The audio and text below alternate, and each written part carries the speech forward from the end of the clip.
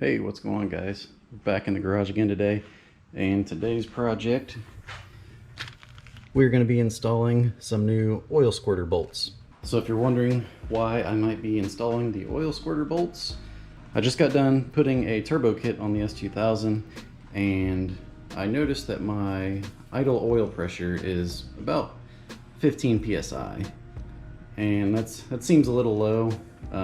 So I got looking into it, and it seems like these bolts that feed the oil piston, or these bolts that feed the piston squirters, they actually have a little ball in here that you can't really see it in the video, but there's a little ball in there and it has a spring behind it, and that spring releases above a certain psi. Well, what happens on these things is the spring breaks. So when the spring breaks, basically oil's just, spraying onto the bottom of the pistons at all times, which is fine at higher RPMs or really anything other than idle. But at idle, it makes you have low oil pressure because you're just dumping your oil out of one or multiple or all of your bolts at the bottom when it's not supposed to be. So with that said, this job it's a bit involved. What you're gonna have to do is, to do this, you have to drop the oil pan and take the baffle out of the bottom and then kind of rotate the crank around a little bit, and you'll be able to see these bolts from underneath the car.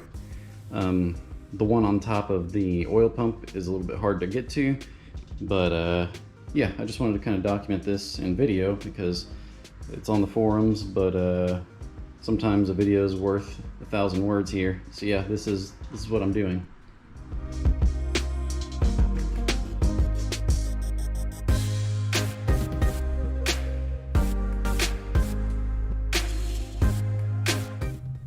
Okay, so now I've got the oil pan off. The next thing we have to do is remove this baffle right here, and that will expose the crankshaft, and it also expose the bolts to the oil jets.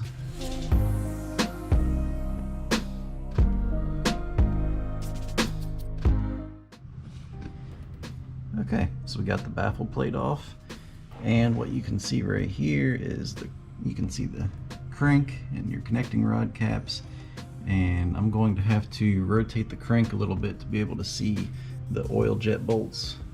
As you can see, it's basically sitting parallel to the ground right now, and you're not going to be able to see the bolts like this. So I'm going to put a ratchet on the crank pulley and turn the engine over 90 degrees so I can see these bolts. So I got the crank rotated so you can actually access these bolts.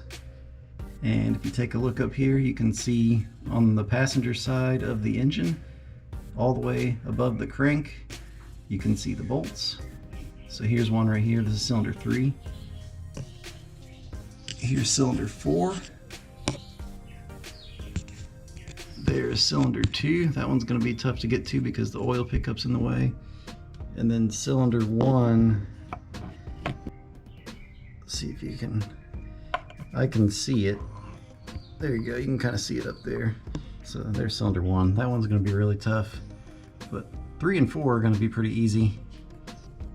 I'm going to take a 10mm on a pretty long extension here, and you can see that I've got it on there right now. So I'm just going to go ahead and take them out. That's going to be hard to see on video, so I'm going to take them out and then show you when I'm done. Okay, so here's my number 3 oil squirter and the bolt. So you can see this has like a little indentation that indexes the oil squirter in the proper orientation. That gets indexed in the block. So when you go to put it back, you want to make sure that you've got this little dowel pin aligned correctly. And here's my bolt. And based on what I've seen on the S2000 forum, this one appears to be fine because you can't see through the little jets on there. In the picture that was shown online, you could kind of see through that jet. Actually, before I forget here, I'm going to show you the old one next to the new one. So you got the new one on the left here. Just throw it around a little bit, that'll help it. And you got the old one on the right. You can see the ball in there, so I think this one's still good. But yeah, I'm gonna go ahead and replace it with a new one. Okay, so one thing I did notice on my number 4 bolt, this little center section here doesn't appear to have the same level of springiness. It doesn't move. Like on the brand new one, when I touch this, I can feel the spring moving it up and down. On the number 4, it doesn't move. I can see through the hole in that one. So my number 4 was messed up for sure. So just to compare number 3, I can't see through any of those holes, and it still has a little springiness, or it still has springiness, if that's a word. But yeah, this one moves. Number 4 does not. So I'm gonna go ahead and replace number 4. So 3 and 4 are the easy ones to get to. 1 and 2 are gonna be a little bit more challenging. But yeah, I'm gonna go ahead and get number 4 put in there, and then I'll probably go ahead and get number 2 taken out. So next up is gonna be to use a torque wrench and torque the bolts down to 12 foot-pounds or 144 inch-pounds. I would recommend using a decent torque wrench on this. I actually went out and picked up this one, which is, it's not like a snap-on or anything, but it's a pretty decent torque wrench. I didn't trust my Harbor Freight one to do the job on this one, so yeah, I'm gonna go with this one. Okay, so to put this thing back up in the engine, I'm essentially just gonna get it started like this and put it up on my extension. I'll get the bolt started with a few threads engaged, and then I will work this up into place, and then I'll finish tightening it up. So that's how I'm gonna do it. It'll be pretty much impossible for me to show it on video, but that's how I'm gonna do it. Okay, I wanted to show one more thing while I'm in here. You can see where the oil squirter came out. You can see that second hole, that's where the dowel pin goes for alignment.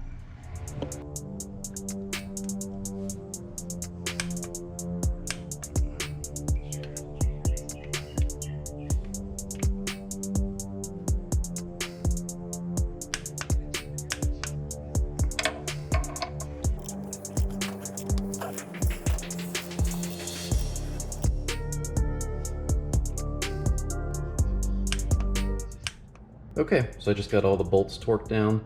Unfortunately, I was not able to get cylinder number 1 on camera. It's a tough one to get to, and I was kind of fighting it, so I didn't get it on camera. But what I ended up using was this exact setup right here. It's basically just like a 12-inch extension with a swivel on the end and a 10mm. That's what I was able to use. It's not the ideal way to torque something down. I did add a few extra inch-pounds to my torque wrench because you're going to lose a little bit in the swivel. So it's probably not as accurate as I would like it to be, but I think it'll work. Now it's just time to put everything back together. First off is going to be the oil pan baffle. This gets torqued down to 8.7 foot-pounds. So I'm just going to go ahead and get this put in there and go from there.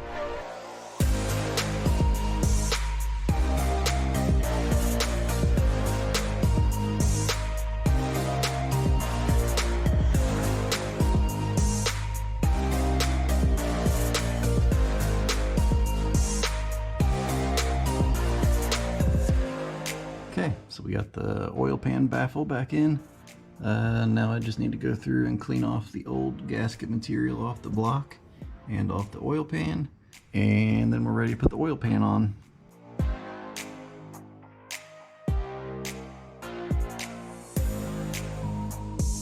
Alright guys, I did not get putting the oil pan back onto the engine on camera because you have like a 5-minute window from the time you start putting the Honda Bond onto the oil pan until the time it goes on the engine. So yeah, I just was in a rush to get that done, so I didn't film that. But it's pretty straightforward. It's time consuming because there's like 23 bolts down there.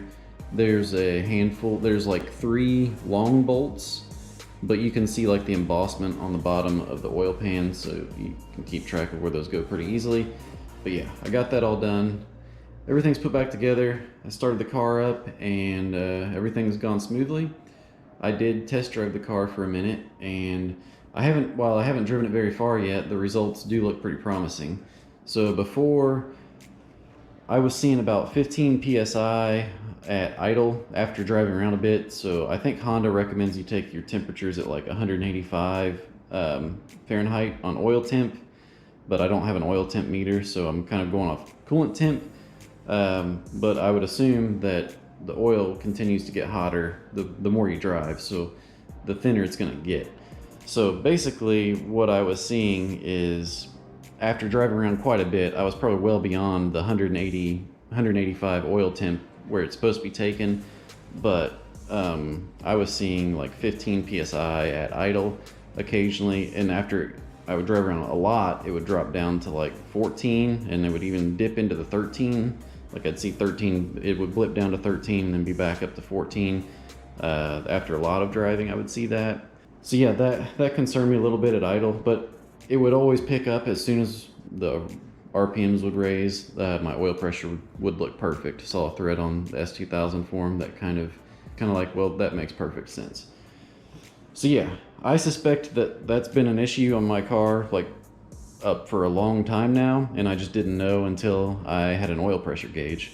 But once I saw that, it kind of made me paranoid, and I just wanted to go ahead and get that problem addressed. So now what I'm seeing is about 23 to 24 psi, which I'm perfectly fine with that.